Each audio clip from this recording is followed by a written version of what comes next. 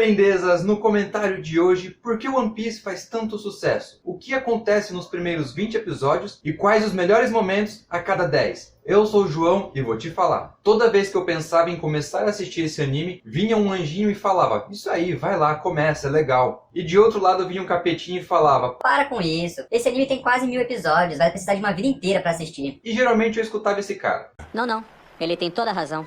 Porém, depois de ver alguns trechos dublados pelo Wendel Bezerra, e como uma forma de trazer conteúdo aqui pro canal, eu comecei a escutar o Anjinho. Então, aqui toda segunda-feira, a partir de hoje, eu vou trazer esse resumão a cada 20 episódios e vou falar qual foi o melhor momento a cada 10 deles. Então, se você quiser acompanhar essa saga, se inscreva no canal e ative o sininho para ficar sabendo toda vez que eu lançar um vídeo novo. Valeu! E como o anime funciona? Logo na introdução de cada episódio, a gente meio que já tem um resumo do contexto da obra. O mais famoso dos piratas, Gold Roger, pouco antes dele ser executado, ele falou basicamente para o mundo inteiro: se vocês querem o meu tesouro, fiquem à vontade para irem atrás dele. Se vocês acham que conseguem conquistá-lo, encontrá-lo, manda ver. Então esse daí é o que move basicamente a trama como um todo. Todos aqueles que se jogaram ao mar para se tornarem piratas estão basicamente atrás desse tesouro do maior pirata de todos. Então, só nesse resumo a gente já entende que vai ter vários grupos piratas lutando entre si justamente para competir para ver quem é que chega primeiro até o maior tesouro de todos, que também pertenceu ao maior pirata de todos. E dentro desse contexto, logo nesses primeiros 20 episódios, a gente é introduzido a basicamente os personagens principais. Começamos com o protagonista, o Luffy, e desde o começo ele sempre fala que ele quer se tornar o rei dos piratas. Ele quer ter o título que uma vez pertenceu ao Gold Roger. Só que pra mim, pelo menos, ainda não ficou claro o porquê dele querer tanto esse título. E geralmente, nesse tipo de anime, o que move o personagem realmente é isso. É um título, é um status, é um cargo, como por exemplo, ser Hokage, ser o Rei Mago, ou então aqui, ser o Rei dos Piratas. Então a gente vê ali que o protagonista ele não está atrás de algo relativamente palpável. Ele não quer literalmente pegar numa barra de ouro ou então abraçar um mar de tesouros. Ele quer basicamente toda a responsabilidade, toda a fama, todo o respeito que esse título, que esse cargo de Rei dos Piratas oferece. Logo no primeiro episódio também a gente já conhece o Kobe, que eu já tomei um spoiler e parece que ele vai aparecer lá na frente, mas bem lá na frente. Pouco mais pra frente somos apresentados aquele que parece que vai ser o braço direito do Luffy, que é o espadachim Zoro. Muito foda, ele usa 3 espadas.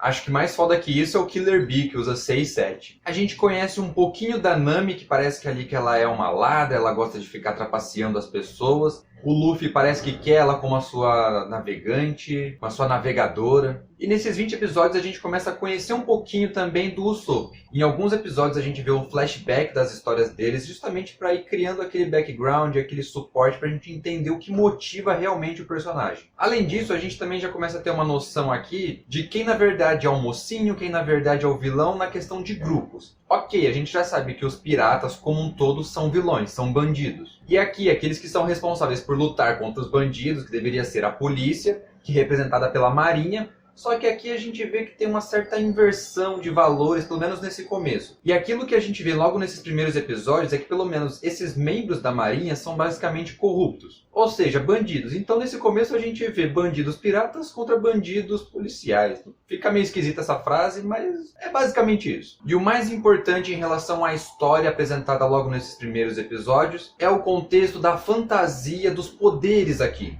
No universo de One Piece existem aquilo que eles chamam de frutas do diabo, também conhecidas como Akuma no Mi. E existem várias delas, cada uma responsável por dar um poder diferente àquele que a come. Então existe a fruta que dá o poder do fogo, existe a fruta que dá o poder do raio, eu acho. Porque a primeira que a gente encontra aqui é a fruta que dá o poder da elasticidade, a Gumo Gumo no Mi, que é aquela em que o Luffy come quando era criança. Então, a pessoa come uma fruta, ganha um poder, só que também vem ali uma contrapartida. Apesar dessa fruta dar uma habilidade sobre-humana, ela também vem e tira algo importante. Principalmente numa questão em que você é um pirata, ou seja, alguém que está literalmente no mar a maior parte do tempo. Aquilo que a fruta tira da pessoa é a habilidade de nadar. Se ela cair no mar, ela vai afundar que nem uma pedra. Então aqui existe meio que uma certa balança. Olha, você come a fruta e ganha um super de um poder. Vai te ajudar bastante a encontrar o tesouro lá do Gold Roger. Porém, você não vai poder cair no mar. E sendo um pirata, cair no mar é algo que basicamente vai acontecer em algum momento. Então, como um todo, esses 20 primeiros episódios servem basicamente para isso, apresentar pra gente toda a mitologia do universo One Piece, apresentar ali alguns personagens e as suas respectivas motivações, pelo menos no começo. Tenho certeza de que nesses 900 e poucos episódios, os personagens vão ser muito mais aprofundados. A gente tem essa relação de quem são as unidades que são do bem, quem são as unidades que são do mal. Apesar da tripulação principal ali, os protagonistas, serem piratas, eles são muito gente boas como um todo. Eles se preocupam com os cidadãos dos outros vilarejos, por onde eles passam, eles sempre tentam ajudar aqueles que precisam.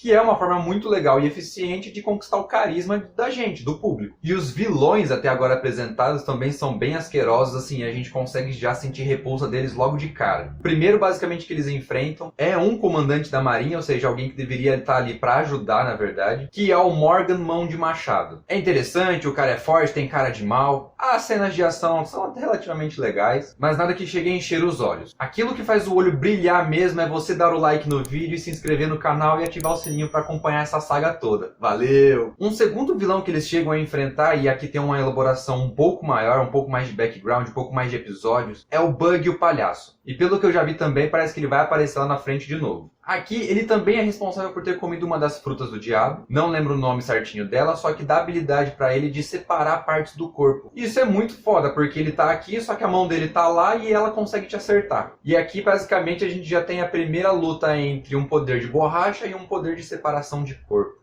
Dá pra falar desse jeito, eu acho. Tem muito mais cena de ação, porque tem mais personagens lutando, e o estrago causado em volta é muito maior também. E logo no finalzinho desses 20 episódios, a gente já praticamente introduzido a um terceiro vilão. Não fica escancarado assim logo de cara, precisa de um pouquinho mais de tempo ali pra você entender o porquê que ele é o vilão e quem realmente é esse vilão. Se bem que, como nesses tipos de anime, a hora que você bate o olho no personagem só pela estética, só pela forma como ele fala, como ele age, a gente já fica suspeito e pensa, esse cara tá muito suspeito pra dizer o mínimo. Que é um mordomo ali à primeira vista, com o Capitão Kuro dos Gatos Pretos. Então sim, em 20 episódios, 3 vilões diferentes. E isso basicamente nos leva a responder por que esse anime faz tanto sucesso. São basicamente 3 coisas. Primeira, ela é engraçada. É difícil você não ter um episódio em que pelo menos você vai dar uma risada. Não vai ser aquela gargalhada, mas você vai dar uma risada. O Luffy, ele é bastante bobão, ele é meio inocente. Ele tem basicamente o foco dele e todo o resto não importa, desde que esse resto não seja uma injustiça, uma maldade, uma crueldade com outra pessoa. O que mostra que ele tem um bom coração. Sim, ele é um pirata com um bom coração. Lembra que eu falei do carisma com o público? Então, funciona certinho. Segundo motivo, ela é bastante dinâmica, as coisas acontecem de forma muito rápida. Mesmo com bastante conversa, com bastante explicação, as coisas fluem de uma forma assim, tranquila de assistir. Não fica uma coisa maçante, pesada, que você fica assim, nossa, isso aí ainda. Não, muito pelo contrário, o anime consegue te contar uma história de uma forma muito legal. De uma forma em que você quer ver o que vai acontecer no próximo episódio. E em terceiro lugar, tem bastante ação. Da mesma forma que é difícil a gente passar um episódio sem dar uma risada, é difícil ter um episódio que não vai ter uma cena de briga. E nesse começo, pelo menos, não existe ali uma certa violência gráfica explícita, não tem muito sangue. Aquilo que aparece de sangue é basicamente um ralado, um machucado, é uma coisa pouca. Nada comparado, por exemplo, a Jujutsu Kaisen, em que ele literalmente mostra o coração da pessoa. Eu sei, eu já vi que mais pra frente, bem mais pra frente aqui no anime, os traços vão ficar um pouco mais maduros. Eu acho que a temática também vai ficar um pouco mais assim, madura também. Então é capaz de ter um pouco mais de violência gráfica, mas não sei ainda, vamos esperar para ver. Então, se você consegue contar uma história que envolva comédia, ação, de uma forma que as duas coisas se encaixem perfeitamente, é basicamente esse o segredo para ter sucesso e aqui é comprovado. E agora, finalmente, os 2 melhores momentos nesses 20 episódios. Nos 10 primeiros episódios, para mim, o melhor acontece lá no 4º episódio, quando a gente vai conhecer a tripulação do Shanks, aquele que motivou o Luffy a ser pirata. Então a gente vê o Luffy comendo a fruta, a gente vê a dinâmica dele com o capitão, e a gente vê também que a tripulação dele é foda pra caramba, e eles também têm uma certa moral, uma certa ética com a população. E esse episódio como um todo é muito legal do começo ao fim, é difícil falar assim, ah não, esse trecho foi chato. Não, ele é todo muito legal de assistir. Principalmente porque ele traz aquela pegada muito 10 que tem basicamente todos os animes, que é aquela regra, se eles parecem ser bobinhos, ser muito fraquinhos, tudo no diminutivo, de uma coisa assim que não vai ter muita moral,